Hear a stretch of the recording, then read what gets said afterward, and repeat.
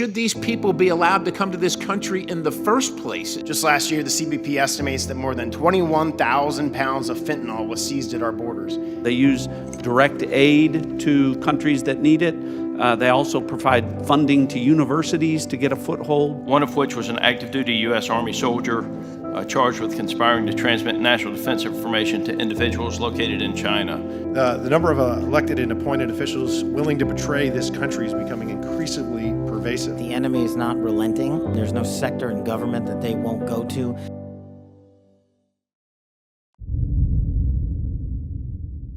I'm concerned, like many Americans, about the wide-scale purchase of land, real estate, et cetera, by the Chinese Communist Party or those sanctioned by the party in America, especially those lands proximate to sensitive military sites or sensitive national security sites.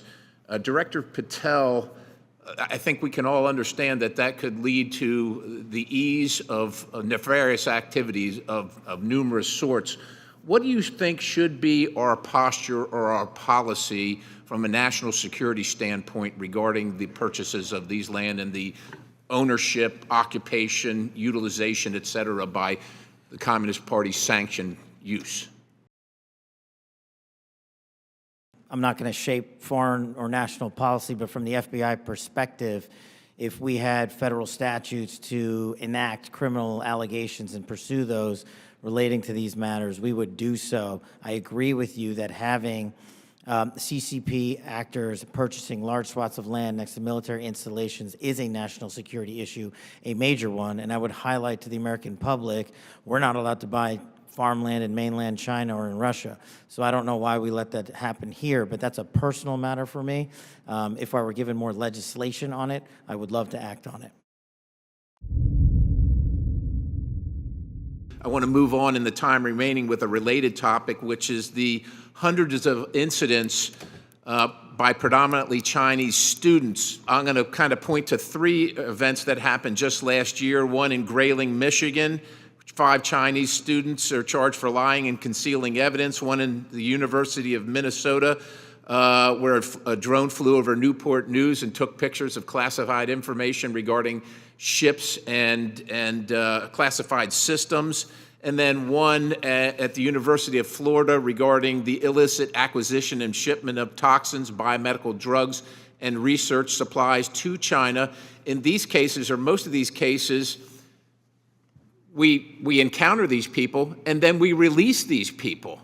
As a matter of fact, in the case of Florida, apparently she found out that criminal charges were being prepared and she dropped out of school and her whereabouts remain unknown at this point. We're encountering these people, whether they're gatecrashers or whether we catch them conducting this illicit activity. We try and prosecute. That takes a lot of man hours, as you know, Director Patel.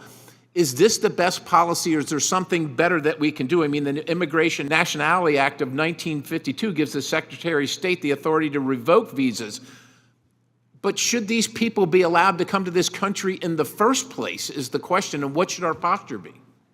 In terms of the visa issue, I know that the administration is working on a policy, but to directly answer your question, anybody who utilizes the student visa program to come to this country to conduct criminal activity should never be allowed in this country. And anyone that's doing it here in the United States of America from an FBI standpoint will be vigorously investigated and will use the expulsion or criminal process on them. Director Patel, it's no secret that there is a growing presence of Mexican cartels operating fentanyl synthesis labs just over our border. Just last year, the CBP estimates that more than 21,000 pounds of fentanyl was seized at our borders. That is enough to kill more than twice the population of our country. What actions are you taking to strengthen the FBI's fight against illicit fentanyl within our borders?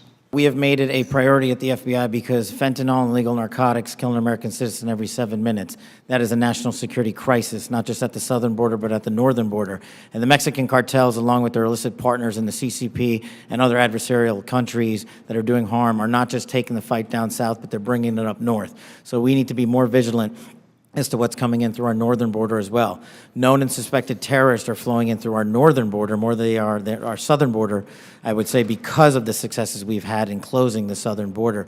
But when it comes specifically to fentanyl, we are making, to date, since January 20th, 383 kilograms of seizures of illegal fentanyl, which is enough to kill 29 million Americans. And other than enhancing border security measures, what would be the most worthwhile action the United States could take to eliminate the cartels and stop the flow of illicit fentanyl? I got one answer for you.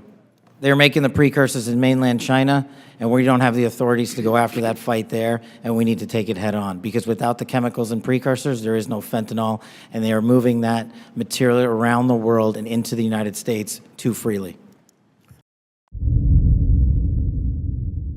Director Patel, many of us had grown, increasingly alarmed at the sheer number of foreign nationals we're seeing caught spying on our critical infrastructure or, near sensitive sites in the country. One example is a Chinese national who's flying a drone, allegedly flying a drone over Vandenberg and taking pictures of the base. He was arrested in the San Francisco airport not that long after.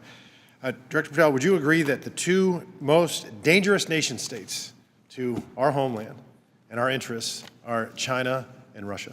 Yes, Congressman. So it would stand to reason that we should pay particular attention when foreign nationals from these two countries try to sneak into our country illegally. Absolutely, sir. The problem you have when you have an effective resolution to that set of issues is that the enemy adapts.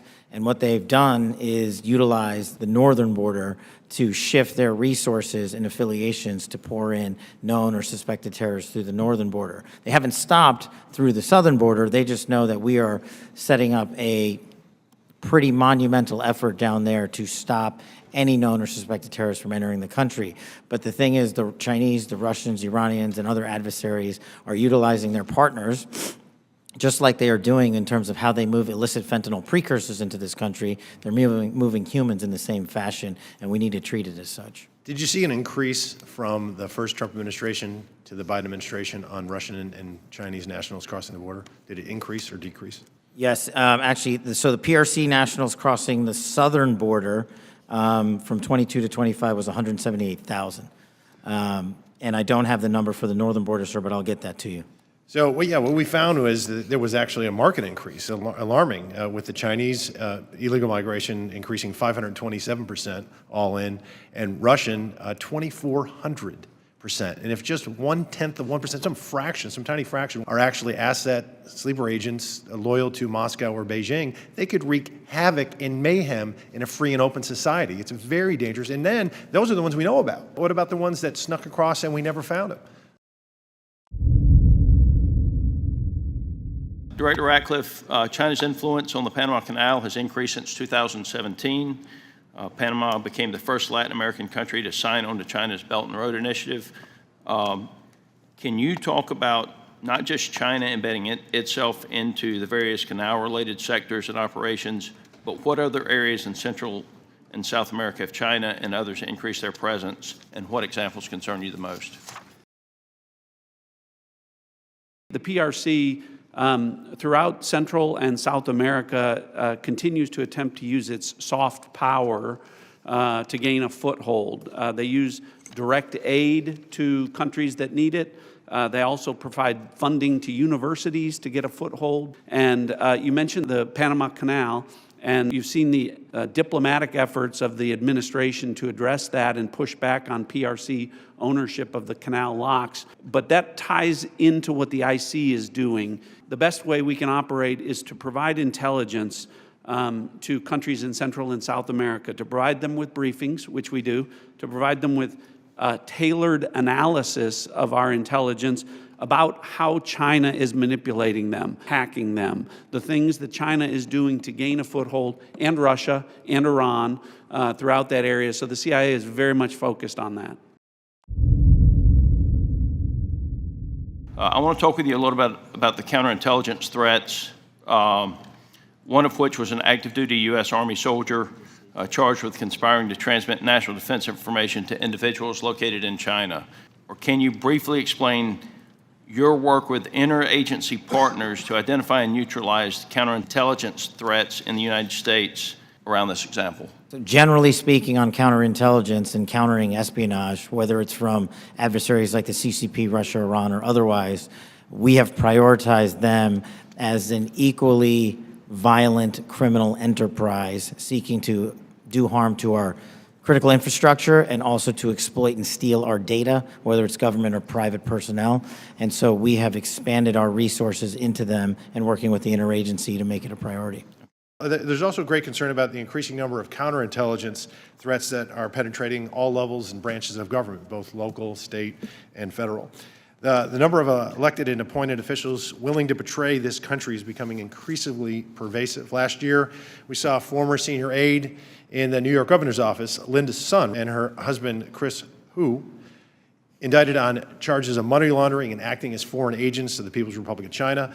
Ms. Sun used her position to block Taiwanese representatives from access to New York State officials. Instead, we're rolling out the red carpet for those PRC officials to have those meetings. To the extent that you can, could you please briefly highlight the severity of these counterintelligence threats? What it highlights is that the enemy is not relenting.